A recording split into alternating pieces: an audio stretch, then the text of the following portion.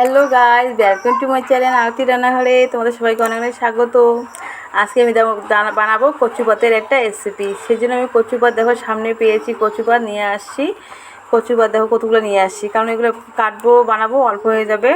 এখানে নিয়েছি দুটো রসুন আর লঙ্কা ঝুড়ি নিয়ে বসে গেছি, কারণ কচু তো এখন সেই পোলায় চুলকোবে, সেই জন্য বেশি করে লঙ্কা নিয়েছি। এই সাথে সাথে দেখো আমার দাদু ভাইও কচু পাতা কাটছে, দেখছো? তো আমরা সবাই মিলে মানে হাতে হাতে কচু পাতা এগুলো কেটে নেব। এই যে এখানে নিয়েছি কতগুলো কচু পাতা। তো বন্ধুরা দেখো, কচু পাতা আমার কাটা ধোয়া হয়ে গেছে। এখানে কড়াইতে তেল দিয়েছি আমি সর্ষের তেল আজকে ইউজ করছি, কারণ এখানে সর্ষের তেলে ভালো লাগে। আর রসুন বেশি করে দিয়েছি, কারণ এটা মানে কচুর চাটনি হবে, তাই রসুনটা একটু বেশি প্রয়োজন।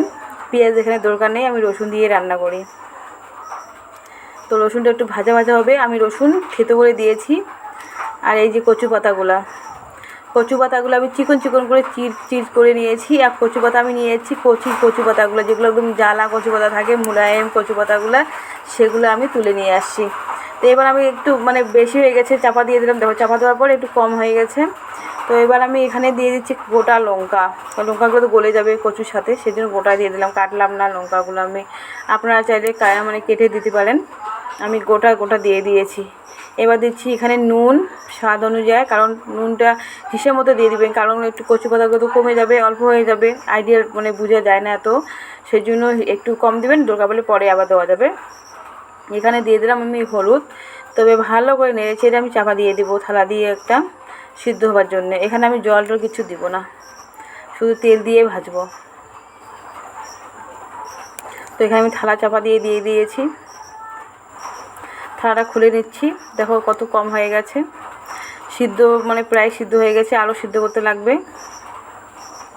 কারণ ভালো করে সিদ্ধ না করলে লঙ্কা রসুন আছে, পাতাগুলো আছে, গলবে না, সেজন্য মানে ওই সিদ্ধ হবে ওইটাতে গলে যাবে।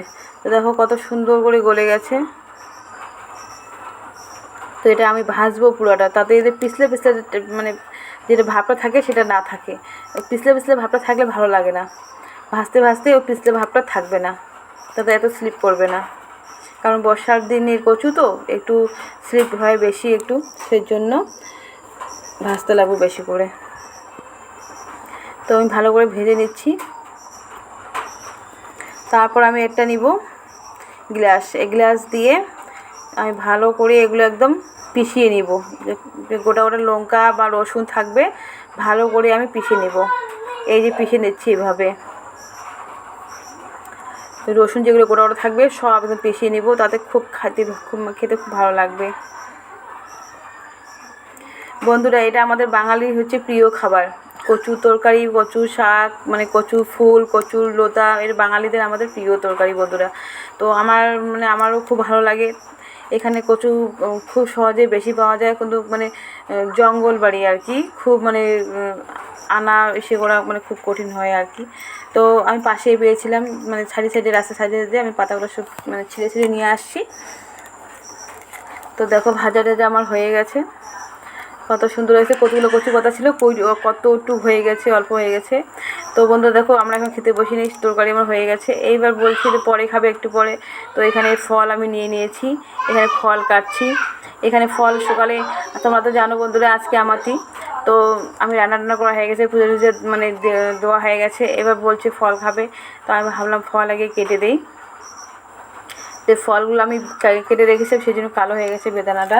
তো আমি বেদানাটা ছিলছি। আর এখানে আম নিয়েছি, খাচ্ছে দেখো, আমি এদিকে ছিলছি, ওরা খাচ্ছে, সাথে দাদুভাইও আমার ছিলছে। তো ফল অনেক নিয়ে আসলো, তো বলছে কিছু ফল খাবে, তো কেটে দেই। তারপরে কাঁঠালও একটা নিয়ে আসে, কাঁঠালটা বন্ধুরা ভালো নেই, কাঁঠালটার যে কাঁঠালের যে ওয়াগুলো আছে একদম চিকন চিকন টাইপের, এত মিষ্টি নেই কাঁঠালটা আর কি। তো কাঁঠালটা খাবে না। এই যে মুড়ি দিয়ে আম খাচ্ছে দেখো, কত সুন্দর করে মুড়ি দিয়ে আম খাচ্ছে, পুরো গোটা আম নিয়েছে। এই যে এদিকে ছেলেও খাচ্ছে, আর এইদিকে দাদুভাই। তো আমগুলো খুব মিষ্টি, গোলাপ খাপ আম নাকি নেংরা আম বলছিল, বল নিয়ে আসছে।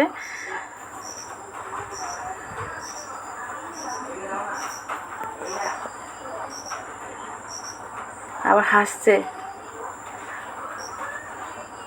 পুরো আম খেতে খেতে পুরো শরীর ভর্তি করে দিয়েছে আম দিয়ে। তো বন্ধুরা আবার এবার আমরা খেতে বসে যাব। তো কচু শাক আমার রেডি। এই যে দেখো কত সুন্দর লাগছে। সাথে শুকনো লঙ্কাও আমি মানে ভেজে নিয়েছি। শুকনো লঙ্কা দিয়ে একটু দিয়ে ভাতে যদি ভেঙে দেওয়া যায় তো খুব ভালো লাগবে খেতে। খুব মুচমুচে মানে করে ভেজেছি। এই যে খুব ঝাল আছে এই শুকনো লঙ্কাটা। তো তো বন্ধুরা আমরা খেতে বসি এখন। তোমরা খেতে বসো। আর ভালো লাগলে রেসিপিটাকে প্লিজ একবার ট্রাই করে দেখবে, খুব ভালো লাগবে। তো বন্ধুরা ভিডিও এখানে শেষ করছি। ভালো লাগলে লাইক শেয়ার কমেন্ট করো, আমাকে ফলো করো। এখানে ভালো তোমাদেরকে সবাইকে আমাদের ভিডিও দেখছো সবাইকে মানে থ্যাংক ইউ।